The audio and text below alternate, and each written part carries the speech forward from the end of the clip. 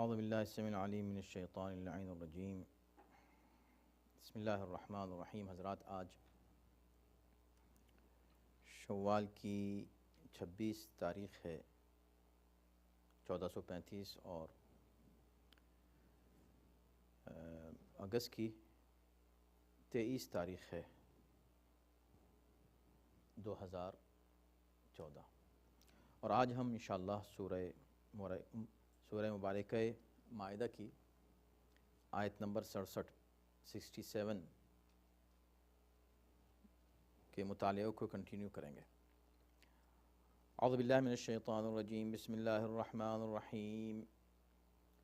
الحمد للہ رب العالمین والصلاة والسلام علی سیدنا و نبینا و مولانا ابی القاسم محمد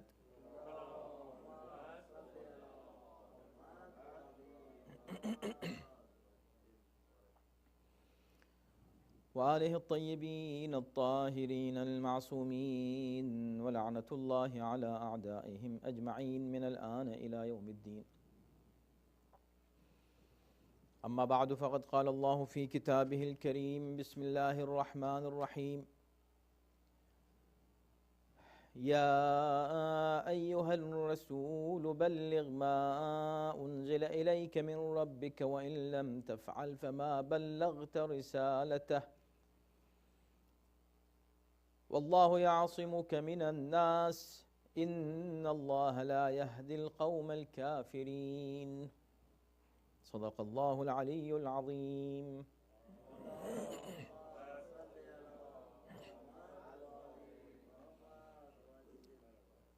ارشاد ہو رہا ہے کہ اے رسول، جو کچھ آپ کے رب کی طرف سے آپ پر نازل ہو چکا ہے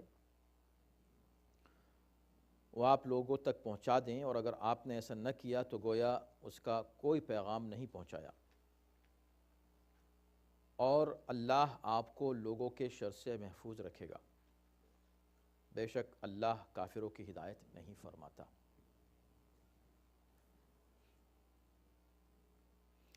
حضرات، گزشتہ ہفتے اسی آیت پر گفتگو ہوئی تھی، اور پورا وقت ہم نے صرف تفاسیر میں جو کچھ کہا گیا ہے اور مفسرین نے اپنی جو آراء پیش کی ہیں اس پر گفتگو کی تھی۔ ظاہر ہے کہ تفسیریں بہت ہیں، تو ہم نے اپنی گفتگو کو مرکوز کیا تھا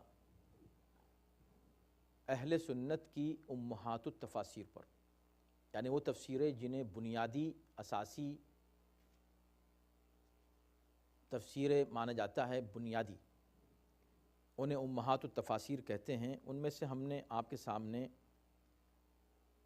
6 تفسیروں کا ذکر کیا تھا۔ ہم نے آپ کو بتایا کہ طبری نے اس آیت کے ذیل میں کیا لکھا ہے، کشاف نے کیا لکھا ہے، قرطبی نے کیا لکھا ہے، ابن کثیر نے کیا لکھا ہے، اور سیوطی نے در المنثور میں کیا لکھا ہے، اور ان تمام اقوال کو آپ حضرات نے سماعت فرمایا۔ اس کے بعد آخر میں ہم نے تفسیر کبیر، جو رازی کی تفسیر ہے، بہت معروف تفسیر ہے، اس کا قول نقل کیا تھا، جس میں انہوں نے یہ کہا ہے کہ ذکر المفسرون فی سبب نزول الآیت وجوہاً، مفسرین نے اس آیت کے شان نزول میں بہت سے وجوہ بیان کی ہیں۔ ان میں انہوں نے 10 اسباب نزول یا 10 اقوال اسباب نزول کے تعلق سے بیان کیے تھے۔ ان 10 کو ہم نے آپ کے سامنے تیزی سے پڑھا تھا۔ آج ہم اسی بات کو کنٹینیو کریں گے، اور آج ہمارا موضوع ہوگا اس آیت پر تدبر، یعنی مفسرین نے کیا کہا اس پر ہم گفتگو کر چکے ہیں، اور تھوڑا سی ابھی گفتگو کریں گے ربط کے لیے۔ اس کے بعد ہم یہ دیکھیں گے کہ جتنے بھی اقوال ہیں، 10 اقوال تو رازی نے پیش کیے ہیں، اس کے علاوہ جو ہم نے اقوال پیش کیے تھے اگر سب کو جمع کیا ہے تقریباً 15 قول ہوتے ہیں کہ آیت کس لیے نازل ہوئی۔ تو ہم یہ تجزیہ کریں گے اور یہ تحلیل عقلی طور پر، یعنی کہ اللہ نے ہر ایک کو اتنی عقل تو دی ہے کہ وہ بدیہی باتوں کو سمجھ سکے، جو بالکل واضح اور ظاہری چیزیں ہیں ان کو سمجھ سکے. اور چونکہ قرآن کتاب ہدایت ہے تو وہ آیات کے جن کا تعلق براہ راست ہدایت سے ہے ان میں ایمبیگویٹی اللہ نے چھوڑی نہیں ہے. یہ ضرور ہے کہ نام نہیں لیا ہے، اور اس کے اسباب ہم پہلے بیان کر چکے ہیں کہ اللہ نے بہت سے مواقع پر جہاں آج ہم یہ کہتے ہیں اگر اللہ نام لے دیتا تو کیا ہوتا، نام نہ لینا اس میں بھی ایک حکمت ہے. اور ان حکمتوں پر ہم اس سے پہلے گفتگو کر چکے ہیں. ان میں سے ایک یہ ہے کہ قرآن مجید کی حفاظت مقصود تھی اللہ کو، اور یہاں پر یہ جو اللہ کہہ رہا ہے کہ اللہ تم کو لوگوں کے شر سے محفوظ رکھے گا، تو اسی میں سے ایک شر سے محفوظ رکھنے کا ایک ذریعہ یہ تھا کہ اللہ نے نام نہیں لیا. تو خیر چونکہ اس وقت ہمارا موضوع نہیں ہے یہ، ہم کہنا یہ چاہ رہے ہیں کہ نام نہیں لیا، مگر جس انداز سے آیت کو پیش کیا ہے وہ نام لینے سے کہیں زیادہ واضح اور صریح ہے، مگر کس کے لیے؟ صاحبان عقل کے لیے. تو آئیے ہم پہلے پھر جہاں پر بات گزشتہ ہفتے روکی تھی ہم اس پر جلدی سے پھر سے گفتگو کرتے ہیں تاکہ آپ کو معلوم ہو جائے کہ خلاصہ گویا کہ تفسیر رازی نے کوشش کی ہے کہ ان تمام اقوال کو جمع کریں جو آیت کے شان نزول کے تعلق سے بیان کیے گئے ہیں. یعنی آیت جس میں اللہ یہ کہہ رہا ہے کہ اے نبی نہیں بلکہ اے رسول، یا ایھا النبی کا خطاب کئی جگہ ہے لیکن یا ایھا الرسول کا خطاب پورے قرآن میں صرف 2 جگہ ہے. اے رسول، یا ایھا الرسول بلغ، پہنچا دیں. بلغ کا خطاب صرف ایک جگہ ہے پورے قرآن میں، اس زور و شور کے ساتھ کہ پہنچا دیں، یہ آپ کو لفظ کہیں پورے قرآن میں نہیں ملے گا. جبکہ ہر حکم شریعت جو پیغمبر پہنچا رہے تھے وہ تبلیغ تھا، توحید سے لے کر اور معمولی فقہی مسائل تک جو پیغمبر نے جتنے بھی احکام پہنچائے سب کا تعلق تبلیغ رسالت سے ہے. مگر کہیں بھی نہیں کہا پہنچاؤ، یہ حکم صرف اس ایک جگہ آ رہا ہے. تو ایسی کیا خاص بات ہے؟ ما انزل الیک من ربک، جو کچھ بھی تم پر تمہارے رب کی طرف سے نازل ہو چکا ہے، اگر تم نے یہ نہیں پہنچایا تو تم نے کچھ نہیں کیا. تو یہ کیا بات تھی ایسی جو پیغمبر کو پہنچانا لازم اور ضروری تھی، جس پر پورے دین کا انحصار ہے؟ تو اب وہ جو اقوال تھے ان میں سے ہم پھر سے ایک بار ان کو پڑھ دیتے ہیں جلدی سے، خاص طور پر جو رازی نے پیش کیے ہیں وہ اقوال. ان میں یہ ہے، پہلا قول انہوں نے کہا ہے کہ اسی سورے میں سے پہلے ایک واقعہ بیان کیا گیا کہ جس میں کچھ یہودی آئے تھے پیغمبر اسلام کے پاس ایک حکم شریعت پوچھنے کے لیے، اور وہ چاہ رہے تھے کہ جیسا وہ حکم دیں گے اگر ہماری مرضی کے مطابق ہوگا تو ہم اس کو قبول کر لیں گے. تو وہ رجم اور قصاص کے تعلق سے ایک حکم تھا جو پیغمبر کو بیان کرنا تھا، مگر پیغمبر اس کو بیان کرتے ہوئے ہچکچا رہے تھے. تو خدا نے حکم نازل کیا کہ ضرور یہ پہنچاؤ، ورنہ اگر تم نے یہ نہیں پہنچایا تو تم نے کچھ بھی نہیں پہنچایا. بس آپ سنتے رہیں اس کو اور آپ خود غور کرتے رہیں کہ کیا یہ کسی طرح بھی عقل کے مطابق ہے یہ بات. دوسرا جو قول انہوں نے نقل کیا ہے، کہا کہ نبی کا مذاق اڑاتے تھے یہودی اور نبی خاموش رہتے تھے. تو خدا نے کہا کہ نبی تم پہنچا دو، اگر یہ نہیں پہنچایا تو تم نے کچھ نہیں پہنچایا. اب دیکھیں آپ کیا ربط ہے ان باتوں کا. تیسرا قول انہوں نے نقل کیا کہ سورہ احزاب کی آیت نمبر 28 جس میں اللہ نے نبی سے کہا کہ یا ایھا النبی قل لازواجک، اے نبی اپنی بیویوں سے کہہ دو کہ اگر تمہیں دنیا چاہیے تو میں تم کو آسانی سے طلاق دے دیتا ہوں، لیکن اگر تم کو خدا و رسول چاہیے تو پھر ہم تم کو یہ ثواب دیں گے، یعنی تم ہمارے ساتھ رہو، سلیقے سے رہو. یہ بات کہتے ہوئے پیغمبر اس لیے گھبرا رہے تھے کہ اگر یہ کہہ دیا کہ اگر تم کو دنیا چاہیے تو آؤ میں تم کو طلاق دے دیتا ہوں، تو کہیں ایسا نہ ہو کہ دنیا کو پسند کر کے مجھ سے طلاق لے لیں. تو خدا نے کہا کہ اے نبی تم یہ بات پہنچا دو، اگر تم نے یہ نہیں پہنچائی تو تم نے کچھ نہیں پہنچایا.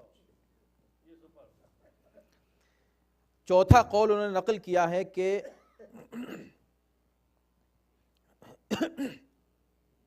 زید کا جو مسئلہ تھا ان کے بیٹے کا، جو لے پالک بیٹے تھے، یعنی جن کو دنیا ان کا فرزند کہہ رہی تھی اور خدا نے منع کیا تھا کہ ان کو بیٹا نہ کہو،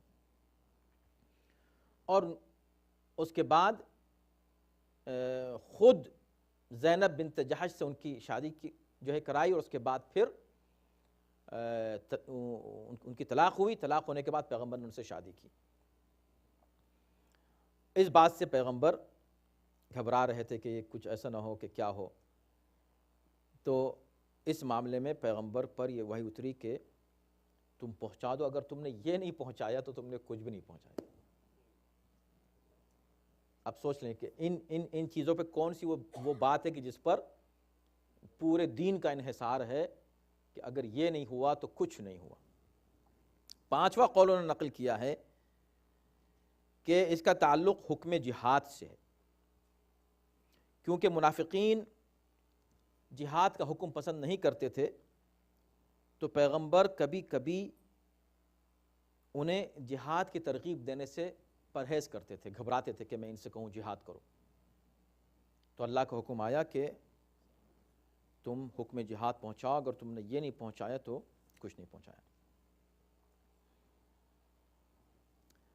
چھٹا انہوں نے قول نقل کیا ہے کہ جب یہ آیت سورہ انعام کی آیت نمبر 108 نازل ہوئی، وَلَا تَسُبُّوا الَّذِينَ يَدْعُونَ مِن دُونِ اللَّهِ فَيَسُبُّوا اللَّهَ عَدْوًا بِغَيْرِ علم، کہ دیکھو تم ان لوگوں کو برا نہ کہو جنہیں یہ کافر پرستش کرتے ہیں، جن کی عبادت کرتے ہیں ان کو برا نہ کہو، اس لیے اگر تم ان کو برا کہو گے تو یہ تمہارے اس خدا کو برا کہیں گے اور بدون علم برا کہیں گے جو برحق خدا ہے، تو تم ان کے باطل خداؤں کو برا نہ کہو۔ تو جب یہ آیت نازل ہوئی تو پیغمبر ان کے خداؤں کو برا کہنا چھوڑ دیتے ہیں، اب وہ بتوں کو برا نہیں کہتے، تو خدا کا حکم نازل ہوا کہ تم پہنچا دو ورنہ تم نے کچھ بھی نہیں پہنچایا۔ یہ آیت اس وقت نازل ہوئی، یعنی تم ان کو برا کہتے رہو۔ ابھی آپ خود اس کو میچ کر سکتے ہیں ان تمام چیزوں کو، کہ کیونکہ ہم اس پر انالیسس میں زیادہ وقت ضائع نہیں کرنا چاہتے، صرف اقوال پیش کر رہے ہیں آپ کے سامنے۔ ساتواں قول یہ ہے کہ مسلمانوں کے حق کے تعلق سے نازل ہوئی آیت، یعنی حقوق مسلمین پیغمبر نے پہنچائے کہ نہیں پہنچائے۔ چنانچہ انہوں نے جب غدیر کے دن اعلان کیا، یعنی غدیر کا ذکر ہے یہاں، حجۃ الوداع، غدیر کا ذکر نہیں ہے لیکن حجۃ الوداع کا ذکر انہوں نے کیا ہے کہ قال فی حجۃ الوداع لما بین الشرائع والمناسک هل بلغت قالوا نعم۔ تو پیغمبر اسلام نے کھڑے ہو کے مسلمانوں سے کہا کہ یہ بتاؤ کہ کیا میں نے تبلیغ کر دی، میں نے اللہ کا حکم تم تک پہنچا دیا؟ سب نے کہا نعم، بے شک پہنچا دیا۔ تو پیغمبر کہتے ہیں یا اللہ گواہ رہنا کہ میں نے پہنچا دیا۔ اب ہم کو نہیں معلوم کہ اب اس کے بعد یہ آیت کیوں نازل ہوئی۔ پہلی بات تو یہ کہ ان سے سند لینے کی کیا ضرورت تھی، سند اللہ سے، یا اللہ میں نے پہنچا دیا، تو خدا کہتا ہاں پہنچا دیا۔ خدا کہہ رہا ہے کہ نہیں، ابھی تم نے کچھ بھی نہیں پہنچایا، ابھی تم کو یہ پہنچانا ہے، اگر یہ نہیں پہنچایا تو تم نے کچھ بھی نہیں پہنچایا۔ وہ کون سی ایسی چیز تھی؟ تو کہتے ہیں کہ اس وقت جب انہوں نے کہا کہ اللہم فاشہد، یا اللہ تو گواہ رہنا، مسلمانوں نے کہہ دیا کہ ہاں اے نبی آپ نے سب کچھ پہنچا دیا، تو یہ آیت نازل ہوئی۔ کیا تعلق ہے اس بات کا؟ اور میں تو کہتا ہوں کہ اگر اس وقت یہ آیت نازل ہوئی تو بالکل صحیح نازل ہوئی، اس لیے کہ مسلمانوں کو کیا پتا کہ ابھی کیا چیز نہیں پہنچائی ہے۔ تو خدا نے کہا کہ یہ تو کہہ رہے ہیں کہ ہاں آپ نے پہنچا دیا ہے نبی، لیکن میں کہہ رہا ہوں تم نے ابھی نہیں پہنچایا، پہنچاؤ۔ تو پھر بتائیے کہ وہ کیا چیز تھی، اس کو گول کر گئے ہیں۔ آٹھواں قول وہی ہے جس کا ذکر ہم نے گزشتہ ہفتے بہت سے مفسرین نے اس کو بہت زیادہ کئی روایات، 10 روایات تک اس کے تعلق سے لکھ دی ہیں، اور وہ ہیں کہ پیغمبر اسلام ایک درخت کے نیچے آرام فرما رہے تھے، اور اس وقت ایک شخص آیا اور اس نے تلوار اٹھائی اور پیغمبر کو قتل کرنا چاہا، نبی کی آنکھ کھلی تو اس نے پوچھا اب کون تم کو بچائے گا؟ کہا اللہ بچائے گا۔ اللہ نے اس کے شر سے نبی کو بچا لیا۔ اس وقت یہ آیت نازل ہوئی، جب بچا لیا۔ اب یہ اچھا اس کا کیا تعلق ہے اس بات سے کہ بھئی تم پہنچا دو، اگر تم نے نہیں پہنچایا تو تم نے کچھ بھی نہیں پہنچایا اور اللہ تم کو لوگوں کے شر سے بچائے گا۔ آپ لوگ خود، ہر صاحب عقل کے لیے کافی ہے خود اس پر غور کر لینا کہ آیت کا لب و لہجہ کیا ہے اور اس کو کہاں چسپاں کرنا چاہ رہے ہیں لوگ۔ نواں تو قیامت ہے، سوچیں آپ۔ نزلت التاسع كان يهاب قريشا واليهود والنصارى فأزال الله عن قلبه تلك الهيبة بهذه الآية۔ پیغمبر قریش سے اور یہود و نصارہ سے بہت ڈرتے تھے، گھبراتے تھے، تو اللہ نے اس آیت کے ذریعے سے ان کے دل کا یہ خوف ختم کر دیا۔ یعنی ایک عام مبلغ ڈرتا نہیں، اس کی شان قرآن یہ کہہ رہا ہے کہ وَيَخْشَوْنَهُ وَلَا يَخْشَوْنَ أَحَدًا إِلَّا اللَّهِ الَّذِينَ يُبَلِّغُونَ رِسَالَاتِ اللَّهِ وَيَخْشَوْنَهُ، جو اللہ کی رسالت کی تبلیغ کرتے ہیں، یخشونہ صرف اللہ سے ڈرتے ہیں، وہ کسی سے نہیں ڈرتے، عام لوگ، مگر نبی ڈر رہے تھے۔ جب یہ سارے اقوال بیان کر چکے تو آخر میں 10واں قول بیان کیا انہوں نے، کا العاشر، 10واں یہ ہے کہ نزلت الآیت فی فضل علی ابن ابی طالب علیہ السلام۔ اس کو ہم گزشتہ ہفتے بھی پڑھ چکے ہیں۔ وہی لکھتے ہیں کہ 10واں قول یہ ہے کہ یہ آیت علی ابن ابی طالب علیہ السلام، اور یہ علیہ السلام ہم نہیں کہہ رہے ہیں، انہوں نے لکھا ہوا ہے، موجود ہے، آپ جا کر ان کی تفسیر میں دیکھ لیجئے۔ علی ابن ابی طالب علیہ السلام کی شان میں یہ آیت نازل ہوئی۔ وَلَمَّا نَزَلَتْ هَذِهِ الْآيَةِ أَخَذَ بِيَدِهِ وَقَالَ، اور جب یہ آیت نازل ہوئی تو فوراً علی کا ہاتھ پکڑا اور لوگوں کو مخاطب کر کے کہا من کنت مولاہ فعلی مولاہ، اللہم والی من والاہ وعادی من عاداہ، جس کا میں مولا ہوں اس کے علی مولا ہیں۔ یا اللہ جو علی سے محبت کرے تو بھی اس سے محبت کر، جو علی سے دشمنی کرے تو بھی اس سے دشمنی کر۔ فلقیہ عمر رضی اللہ عنہ، یہ بھی ہم نہیں کہہ رہے ہیں، یہ رضی اللہ عنہ بھی وہی کہہ رہے ہیں۔ اب یہ ان کی نظر میں کیا فرق تھا کہ ایک کو وہ علیہ السلام کہہ رہے ہیں، ایک کو رضی اللہ عنہ کہہ رہے ہیں، یا آپ جا کے ان سے پوچھیں۔ فقال ہنیئا لک یا ابن ابی طالب، مبارک ہو آپ کو اے ابو طالب کے فرزند۔ اب یا علی انہوں نے کیوں نہیں کہا، یا حیدر کیوں نہیں کہا، یا مرتضیٰ کیوں نہیں کہا، کوئی اور یا ابن ابی طالب، اے ابو طالب کے بیٹے کیوں کہا، یہ بھی وہی جانے، خدا جانے۔ کہ ابو طالب کے بیٹے آپ کو مبارک ہو، اصبحت مولایا، آپ میرے مولا بن گئے، ومولا کل مؤمن ومؤمنہ، اور ہر مؤمن و مؤمنہ کے مولا ہو گئے۔ اصبحت ہو گئے، یعنی اس سے پہلے ہم آپ کو نہیں مان رہے تھے، اب مان رہے ہیں مولا۔ اس سے مولا کا معنی بھی ظاہر ہو گیا کہ کیا ہے۔ اگر اس کا مطلب صرف دوست تھا تو یہ تو مانو کہ اس سے پہلے دوست نہیں تھے، اب دوست بن گئے، کیا دشمنی تھی وہ بھی بتا دیں آپ۔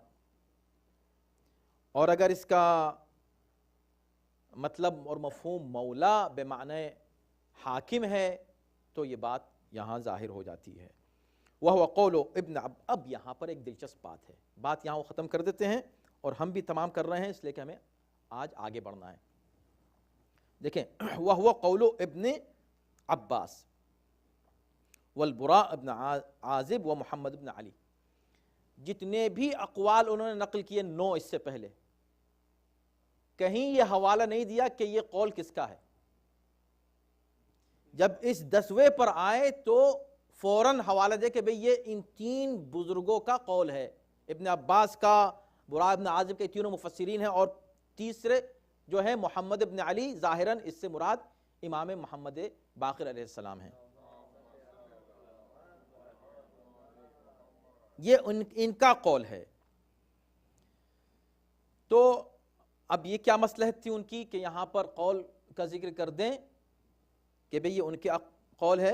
میں کہتا ہوں اچھا ہی کیا، اس لیے کہ پہلے والے جو اقوال ہیں ان کا تو پتہ نہیں کہ کس نے کیا کہا ہے، لیکن یہ تو معلوم ہے کہ کہنے والے کون ہیں؟ عباس، ابن عباس اور برا، اور یہ سب یہ بڑی شخصیتیں ہیں، اور ابن عباس سے جتنی تفسیر لی گئی ہے کسی سے نہیں لی گئی ہے۔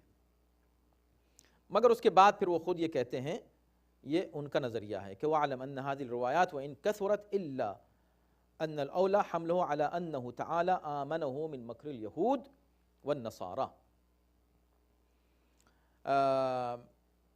وہ یہ کہتے ہیں کہ یہ سب روایت میں نے آپ کے سامنے یہ تمام اقوال پیش کیے، لیکن اگرچہ روایات اس سلسلے میں بہت کثیر ہیں، لیکن اولا یہ ہے، بہتر یہ ہے کہ اس کو حمل کیا جائے اس مفہوم پر کہ اللہ تعالیٰ نے ان کو یہود و نصارہ کے مکر سے محفوظ رکھا، اور حکم دیا کہ ان کی پرواہ نہ کریں یہود و نصارہ کی، اور تبلیغ کرتے رہیں۔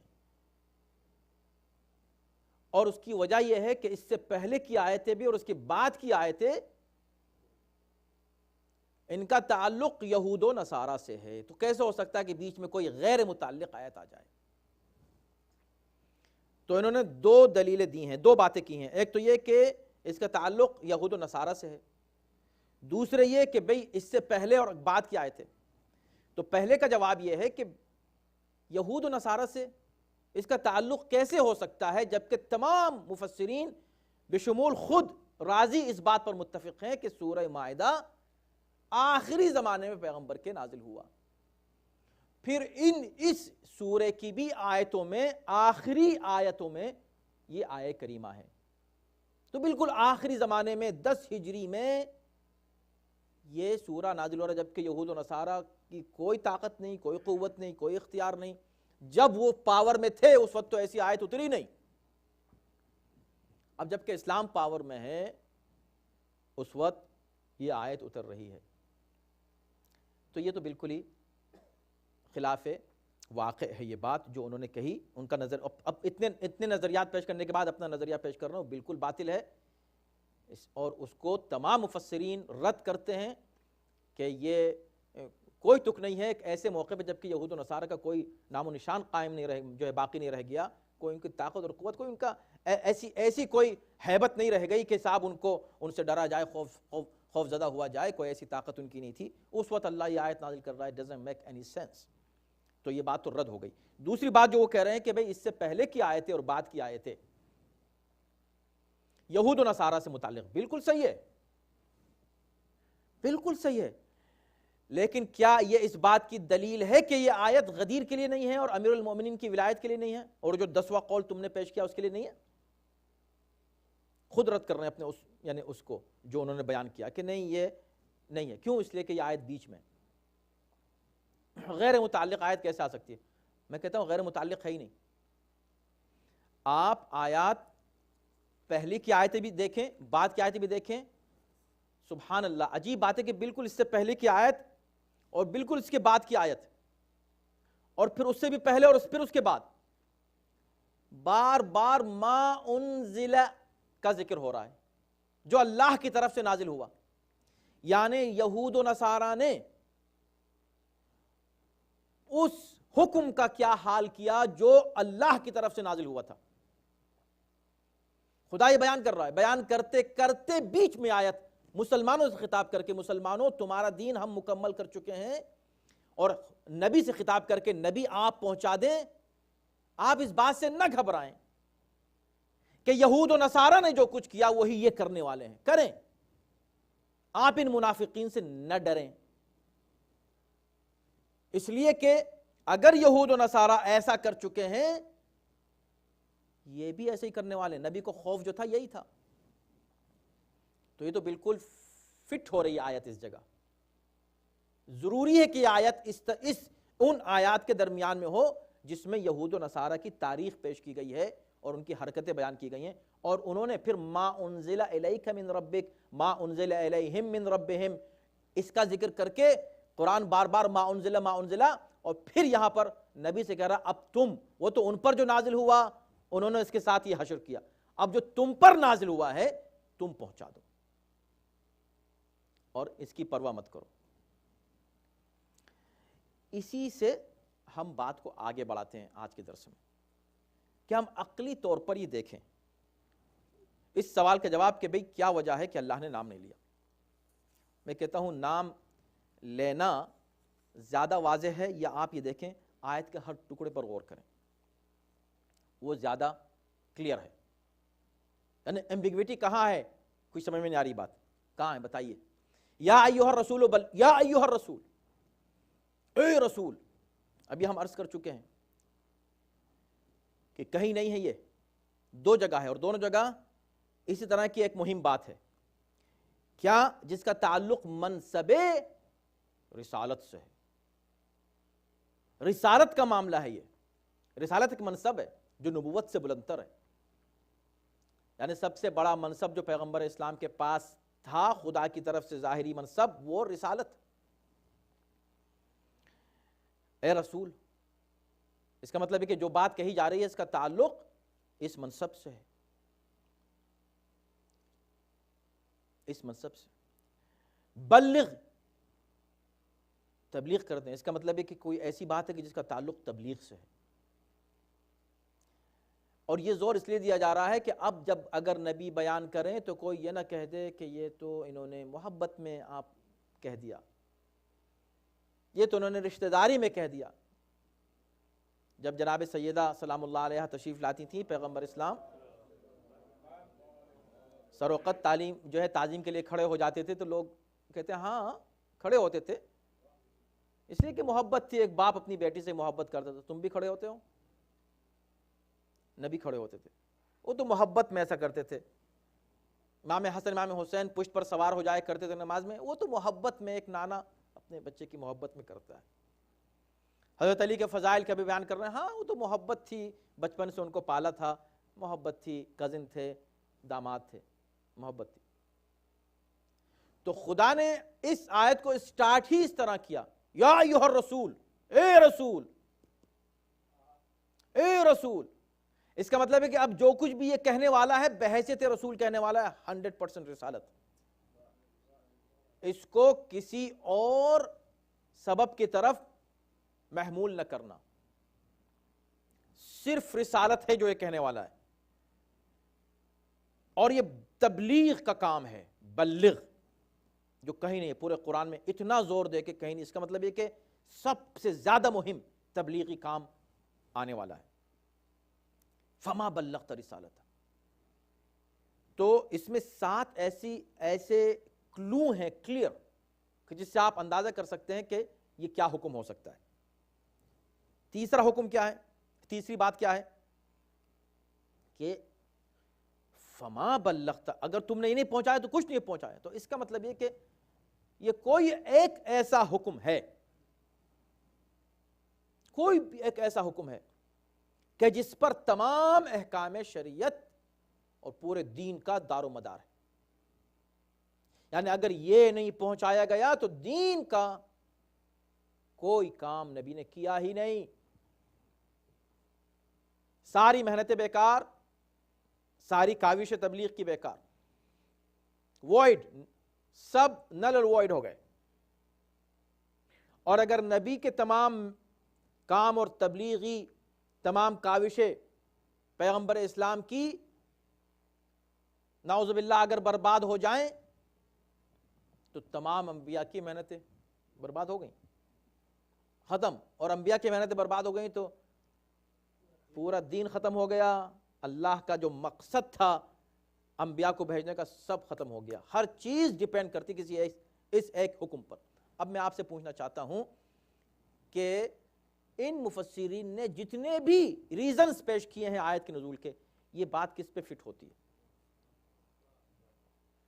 کہاں جا کر فٹ ہو رہی ہے؟ اگر آپ نے یہ نہیں پہنچایا تو نہیں پہنچایا، اتنی اہم بات، ایسا کیا مسئلہ ہے؟ چوتھی بات جو اس آیت میں ہے، جو کلیئر کلو ہے صاحبان عقل کے لیے، اگر آپ کہیں گے کہ اللہ نے نام نہیں لیا تو اللہ نے ہر جگہ ان فی ذلک لآیات لأولی الالباب، ان ذالک لآیات لقوم یتفکرون لقوم یعقلون. کیوں؟ اس لیے کہ قرآن مجید کی آیات جو ہیں صاحبان عقل کے لیے. تو کوئی نہیں کہ یا اللہ میرے پاس عقل ہی نہیں تھی. واقعی اگر عقل نہیں تھی تو شاید چھوٹ جائے گا، لیکن کھانے کمانے کی عقل تھی، دنیا داری کی عقل تھی، فتنہ کرنے کی عقل تھی، اور اتنے واضح اشاروں کو سمجھنے کی عقل نہیں تھی. یہ نہیں، یہ کوئی ایسا بہانہ نہیں جو قبول کیا جائے. تو چوتھی چیز کیا ہے؟ واللہ یعصمک من الناس. کوئی ایسی بات ہے کہ جس کے پہنچانے پیغمبر گھبرا رہے ہیں، ڈر رہے ہیں. نبی ڈر سکتا ہے؟ میں کہتا ہوں کسی معاملے میں نہیں ڈر سکتا، سوال ہی نہیں پیدا ہوتا. گھبرانے کی کوئی صورت ہی نہیں ہو سکتی، مگر گھبرا رہے ہیں. ورنہ خدا کیوں کہہ رہا ہے اگر نہیں پہنچائے؟ یا اللہ، نبی سے کہنے کی کیا ضرورت ہے؟ یہ تو اس سے کہا جاتا ہے جو جس سے یہ خطرہ ہو کہ جو حکم دیا جا رہا ہے اس کو پورا نہیں کرے گا. میں اپنے بچے سے کہوں کہ یہ کام کرو بیٹا، اگر تم نے یہ نہیں کیا، بھئی یہ نہیں کیا تو میں جب کہوں جب مجھے یہ خدشہ ہو کہ نہیں کرے گا. نبی معصوم جو عبادت بھی اس شان سے کرے کہ خدا سب سے تو کہے کہ عبادت کرو، اور اس سے کہے کہ بس اتنی نہ کرو.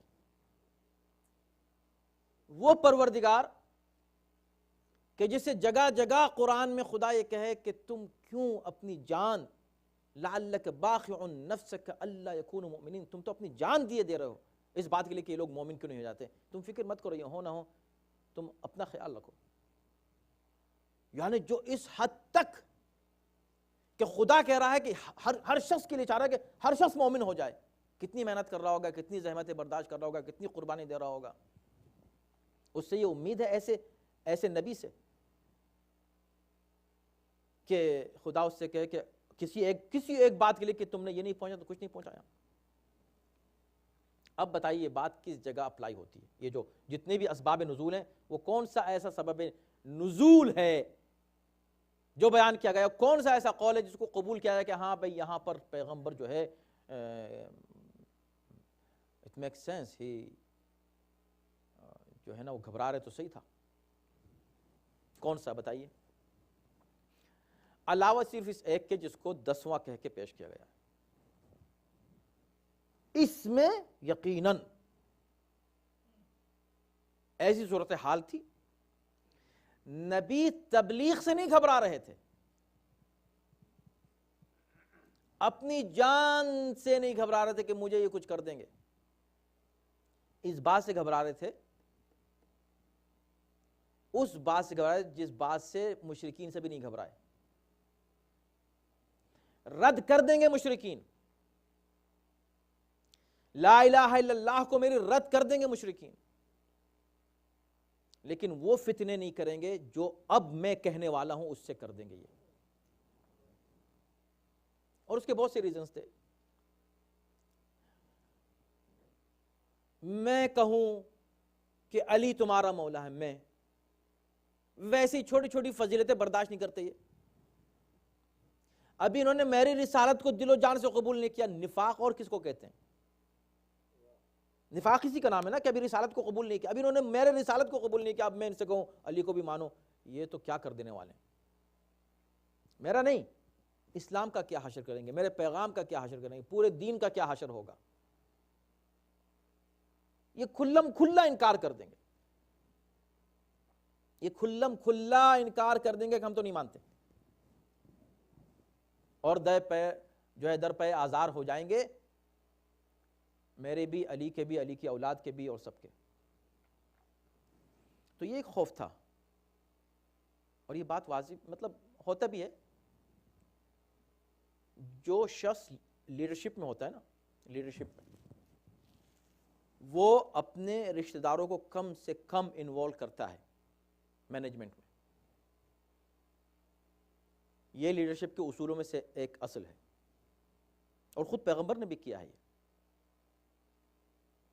خاص طور پہ جو بینیفٹس کسی طرح کے بھی حاصل ہونے والے نا، کسی بھی تحریک، کوئی ایک مشن شروع ہو، اس سے جو بینیفٹس آنے والے ہیں، لیڈر جو ہے اور بانی جو ہے اس تحریک کا وہ اپنے رشتہ داروں کو اس سے الگ رکھتا ہے، تب جا کر وہ کامیاب رہتا ہے، ورنہ ہر وقت اس پر انگلی اٹھ سکتی ہے۔ پیغمبر اسلام نے اس بات کا لحاظ رکھا ہے، شریعت نے بھی اس بات کا لحاظ رکھا ہے، یہی وجہ ہے کہ صدقہ اہل بیت پر حرام کیا گیا، زکوٰۃ کو اہل بیت پر حرام کیا گیا۔ کیوں کیا گیا؟ اسی لیے کہ لوگ یہ نہ کہہ دیں کہ اچھا اب جب مشن کامیاب ہو گیا، اب جب مال و دولت آنے لگی تو ان کے اہل بیت اس میں شامل ہیں، اس بینیفٹ میں۔ کہا نہیں، ان پر حرام ہے، صدقات زکوٰۃ کثرت سے آ رہی تھی، خمس تو بہت قلیل تھا، وہ بھی بعد میں اللہ نے کہا کہ اب یہ بھئی دیکھو حکم تو میں دے رہا ہوں لیکن ڈس بیلنس نہ ہو جائے، ایسا نہ ہو کہ ان کی خطا صرف یہ ہے کہ نبی کے رشتہ دار لہٰذا ان کو کچھ نہ ملے، لہٰذا ان کے لیے نہیں، خمس ہے، ان کے لیے ہدیہ ہے، ان کے لیے پاکیزہ چیزیں ہیں، ان کے لیے باقی چیزیں کیوں؟ اسی لیے۔ تو اب ایسی سچویشن میں نبی علی کا اعلان کریں تو یہ ایک فطری گویا جھجک تھی نبی کو، خوف نہیں تھا، ہم اس کو خوف نہیں کہیں گے، ایک جھجک تھی کہ بھئی میں کیسے کہوں یہ بات، مگر ایک طرف خدا کی طرف سے سخت حکم ہے، پہنچانا ہے، بھئی تم اگر یہ نہیں پہنچاؤ گے تو تم نے کچھ بھی تو نہیں، نہ توحید پہنچائے، نہ رسالت پہنچائے، نہ قرآن پہنچائے، نہ دین، نہ نماز، نہ روزہ، نہ کچھ بھی نہیں، سب بیکار ہو گیا۔ اور یہ بھی عقل اس کو قبول کرتی ہے کہ ولایت علی ایک ایسی چیز ہونی چاہیے کہ جس پر پورے دین کا انحصار ہو۔ کیوں؟ اس لیے کہ مسئلہ، آپ لفظ علی ہٹا دیں تھوڑی دیر سے جس کو لوگ قبول نہیں کرتے چلیں، لیکن لفظ ولایت جو ہے یعنی نبی کے بعد جو لیڈرشپ ہے اس کو بیان کرنا اور اس کو واضح کرنا، اور اس دین کی ان محنتوں کو، جبکہ بعد میں کوئی نبی نہیں آنے والا، یہ تو سوچیں بھئی، ایک نبی جاتا تھا تو وہ مطمئن ہوتا تھا کہ میرے بعد کہ ایک نبی آ جائے گا، اگر قوم تحریف کرے گی وہ ٹھیک کر دے گا۔ یہ خدائے عادل جس نے یہ اعلان کر دیا کہ یہ آخری میرا نبی ہے، اب اس کے بعد کوئی نبی نہیں آنے والا ہے، یا اللہ اب اگر یہ قوم تحریف کرے گی اس دین میں تو کون آ کے ٹھیک کرے گا؟ نبی تو نہیں آنے والا ہے، نبی تو نہیں آنے والا ہے، تو تحریف کرنے دیں، اور تحریف تو ہونی ہی ہونی ہے، قرآن کے الفاظ میں نہیں لیکن مفہوم میں، مفاہیم میں، دین میں، شریعت میں، نماز میں، ہر چیز میں۔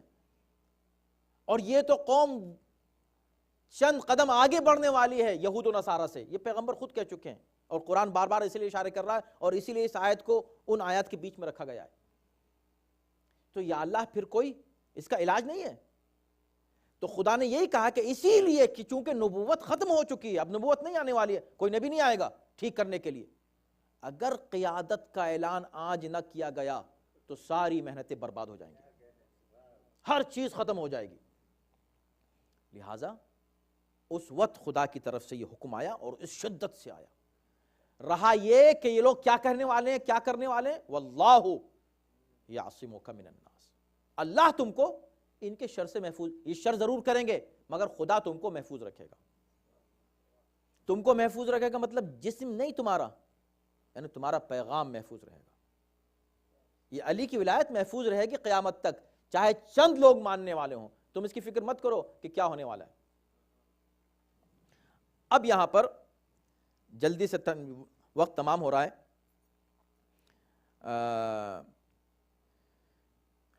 تو پانچویں بات یہ تھی کہ کوئی ایسی بات ہے بنیادی اور اساسی کہ خدا اپنے حبیب کو تہدید کر رہا ہے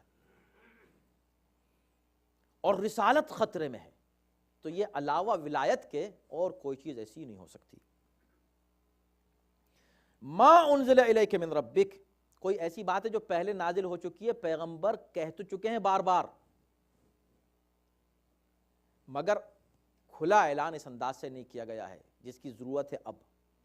اور یہ بھی علاوہ ولایت علی کے، یہ چیز کسی جگہ اپلائی نہیں ہوتی، کسی حکم پر اپلائی نہیں ہوتی کہ پہلے پہنچا تو دیا ہے حکم نماز کا، اب یہاں کہہ دو کہ نماز واجب ہے، جہاد کا حکم تو آ گیا، یہاں کہہ دو کہ جہاد واجب ہے، نہیں، ایک حکم آ گیا ہے علی کی ولایت کا، پہلے جلسے سے علی کی ولایت علی کی وصایت، علی کی خلافت کا اعلان پیغمبر دعوت ذی العشیرہ سے کرتے چلے آ رہے ہیں، مختلف طریقوں سے نازل ہو چکا ہے پہلے، لیکن اب تم اس کو باضابطہ طور پر، آفیشیل طور پر، رسالت کا ذکر ہے، یا رسول بلغ، یعنی تبلیغ بھی آفیشیل ورک ہے، رسالت بھی آفیشیل ہے، آفیشیلی اب اس کا اعلان کر دو۔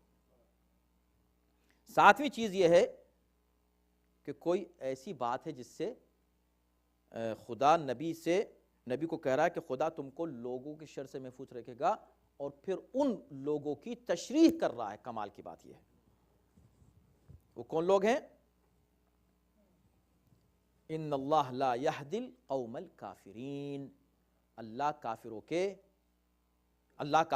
کی ہدایت نہیں کرتا، اللہ کافروں کی ہدایت نہیں کرتا۔ یہ اس وقت ہے، اگر آپ کو یاد ہے آئے اکمال دین کے تعلق سے آیت نمبر 3 میں ہم اس کا ذکر کر چکے، مفسرین نے اس میں لکھا کہ پیغمبر کے اوپر یہ آیت الیوم اکملت لکم دینکم اس وقت نازل ہوئی جب پیغمبر کھڑے ہوئے عرفے کے دن اور دیکھا کہ مسلمان ہی مسلمان ہے اور کوئی کافر نہیں ہے، کوئی کافر نہیں بچا ہے۔ اس وقت اللہ نے کہا الیوم یئس الذین کفروا من دین، آج کافر تمہارے دین سے مایوس ہو گئے۔ جب کافر ہے ہی نہیں تو مایوس کہاں سے ہوگا؟ اس وقت اللہ یہ کہہ رہا ہے کہ اللہ کافروں کی ہدایت نہیں کرے گا۔ تو اس آیت کا جو اینڈنگ ہے، اس سے کچھ لوگوں نے یہ ثابت کرنے کی کوشش کی ہے کہ اس کا تعلق ولایت امیر المومنین سے اس لیے نہیں ہے کہ اس کا تعلق کافروں سے ہے۔ اللہ مسلمانوں کو کافر نہیں کہے گا۔ عجیب نادانی ہے، اللہ نے پورے قرآن میں سینکڑوں جگہ مسلمانوں کو کافر کہا ہے۔ یہ جتنے منافق ہیں یہ کیا مسلمان ہیں؟ مومن ہیں؟ یہ جتنے منافق ہیں اوریجنلی کافر ہیں، اندر سے، ظاہر سے مسلمان ہیں۔ یعنی ہم جب دیکھیں تو ہم نہیں کہیں گے کافر ہیں۔ یہی وجہ ہے کہ ہم فتویٰ نہیں دیتے کسی کو کفر کا، کیوں؟ اس لیے کہ دل ہم نے نہیں دیکھا کسی کا۔ تو ہم جب ہم دیکھیں گے تو ظاہر دیکھیں گے، ہم فتویٰ نہیں دیں گے یہ کافر ہیں۔ مگر یہ میں نہیں کہہ رہا ہوں، ان اللہ لا یہدی القوم الکافرین، یہ خدا کہہ رہا ہے، وہ کہہ رہا ہے جو دلوں کو دیکھ رہا ہے۔ تو اب یہ مجمع چاہے کتنے بھی لاکھ کا مجمع کیوں نہ ہو، ان کے دلوں کو دیکھنے والا یہ کہہ رہا ہے کہ اللہ تم کو لوگوں کے شر سے محفوظ رکھے گا، اور رہا یہ کفر جو ان کے دلوں میں ہے، یہ کفر جانے والا نہیں ہے، اللہ ان کی ہدایت نہیں کرنے والا ہے۔ تم اس کی فکر مت کرو، تم ولایت امیر المومنین پہنچا دو، جن کے دل میں کفر نہیں ہے وہ اس کو قبول کریں گے، جن کے دل میں کفر ہے اس کو قبول نہیں کریں گے۔ اختتام میں، تاکہ اگلے ہفتے ہم سوچ رہے ہیں کہ ہم نے 2 دروس میں، ایک درس میں مفسرین نے کیا کہا اس پر گفتگو کی، اس درس میں ہم نے آیت کا تجزیہ کیا کہ آیت کے الفاظ ہمیں کیا اشارے دے رہے ہیں۔ تو آیت کی روشنی میں، تو تفسیر کی روشنی میں ہم نے گزشتہ ہفتے، آیت کی روشنی میں اس ہفتے، روایات کی روشنی میں اگلے ہفتے، کہ یہ آیت روایات کی روشنی میں کیا ہے، اس پر گفتگو چونکہ نہیں ہوئی ہے، ورنہ ہم چاہ رہے تھے کہ آج ختم ہو جائے، لیکن آج اختتام میں وقت تمام ہونے کے باوجود چونکہ مربوط ہے کہ خوف کیا تھا نبی کو، خدا کس سے بچا رہا تھا، یہ کافر کس کو کہہ رہا ہے، یہ تینوں چیزیں اسی آیت میں ہیں۔ ایسی کیا بات ہے کہ نبی پہنچائیں تو لوگ ڈریں، کہ نبی جو ہے یعنی گھبرا رہے ہیں، لوگوں سے ڈر رہے ہیں؟ کیوں ڈر نہیں رہے ہیں، گھبرا نہیں رہے ہیں؟ لیکن یہ ضرور ہے کہ کوئی پیغام ایسا ہے کہ لوگ اس کو قبول کرنے والے نہیں ہیں۔ وہ کون سا پیغام تھا؟ یہ حد یہ ہے کہ توحید اور رسالت پر بھی اپلائی نہیں ہوتا۔ یہ کسی بھی حکم پر، کون سا ایسا حکم تھا کہ نبی اس آخری وقت میں کہیں اور لوگ گھبرا جائیں اور قبول نہ کریں، نہیں ہم تو نہیں مانتے؟ اور اس حد تک کہ نبی ہچکچا رہے ہیں کہ میں پہنچاؤں کہ نہیں پہنچاؤں، ایسا نہ ہو کہ فتنہ ہو جائے، فتنہ ہو سکتا ہے۔ اب اگر کسی کو یقین نہ ہو کہ یہ کون سا حکم تھا، تو آ جائے اس وقت جب پیغمبر آخری لمحے میں قلم اور دوات طلب کر رہے ہیں۔ مجھے بتا دیں، کبھی بتا دیں، یہ میری آواز ہمیشہ رہے گی، انٹرنیٹ پہ بھی جائے گی، آپ لوگ بھی سن رہے ہیں، دوسرے لوگ بھی انٹرنیٹ پہ سن رہے ہیں۔ میرا ایک سوال ہے، میں کریٹ کر رہا ہوں، دنیا کا کوئی بھی مولوی ملا مجھے بتا دے کہ اگر علی کی ولایت کے بیان کرنے میں لوگوں کے رد کرنے کا خوف نہیں تھا کہ لوگ رد کر دیں گے، اور نہ صرف رد کریں گے، بغاوت کے ساتھ، شرارت کے ساتھ۔ تو بھائی جب نبی ایک قلم دوات مانگ رہے تھے، اس میں تو نام بھی نہیں لیا تھا کہ کیا کرنے والا ہوں، کیا لکھنے والا ہوں، ابھی تو کچھ کہا بھی نہیں تھا، لاؤ کچھ لکھ دوں تمہارے ہی فائدے کے لیے، تم کبھی گمراہ نہ ہو۔ تو ایسی کیا بات تھی کہ جو نبی کے ساتھ گستاخی کر دی گئی کہ یہ تو دیوانے ہو گئے ہیں؟ بتاؤ مجھے ایسا کیا مسئلہ تھا کہ یہ کہہ دیا گیا کہ یہ تو ہذیان بک رہے ہیں؟ اس کا مطلب ہے کہ معلوم تھا کہ کیا لکھنے والے ہیں، جو غدیر میں کہا تھا اس کو یہاں ڈاکومنٹ کر دینے والے ہیں۔ یہی وجہ تھی، یہ تھا وہ خوف نبی کو، ایسے لوگوں سے خدا نے کہا تھا میں تم کو بچاؤں گا۔ اور کیا میں یہ کہہ سکتا ہوں کہ ایسے لوگوں کے لیے خدا نے کہا تھا کہ اللہ ایسے لوگوں کی ہدایت نہیں کرتا؟ اس لیے کہ نبی کی شان میں جو گستاخی کرے آپ اس کو کیا کہیں گے؟ تو سمپل کوسچن میں نے اس پر ختم کر دی آج کی تقریر۔ آپ ڈھونڈ کے لے آئیے اس کا جواب کہ کیا وجہ تھی جو ایسے نبی کی جس نے پوری زندگی 23 سال کی محنتوں کو ایک جملے میں برباد کرنے کی کوشش کی جا رہی ہے کہ یہ تو ہذیان بک رہے ہیں، یعنی بغاوت پر آمادہ ہیں، ہر بات سننے کو تیار ہیں۔ سب نبی کتاب کافی ہے، پورا قرآن کافی ہے، مان لیا قرآن لے لیں گے ہم، مگر یہ نہیں لیں گے جو آپ دے رہے ہیں، یہ یہی وہ بات تھی جو نبی سمجھ رہے تھے۔ غدیر میں خدا نے کہا کہ پہنچاؤ ہم دیکھیں گے، اور کچھ نہیں کر سکیں گے۔ یہ اس وقت قلم نہیں دیں گے، لیکن قیامت تک قلم لکھتا رہے گا علی کے فضائل، ہر قلم لکھے گا، اور خود وہ جو علی کے خلاف قلم لے کے چلیں گے ان کے قلم سے میں لکھواؤں گا علی کے فضائل۔ اور چنانچہ یہی ہوا۔ عزیزان محترم، پروردگار ہم کو قرآن فہمی کی توفیق کرامت فرمائے، اور جو لوگ قرآن کو تدبر اور تفکر کے ساتھ نہیں پڑھتے، اللہ ان کو اس کی توفیق کرامت فرمائے۔ ربنا تقبل منا انک انت السمیع العلیم۔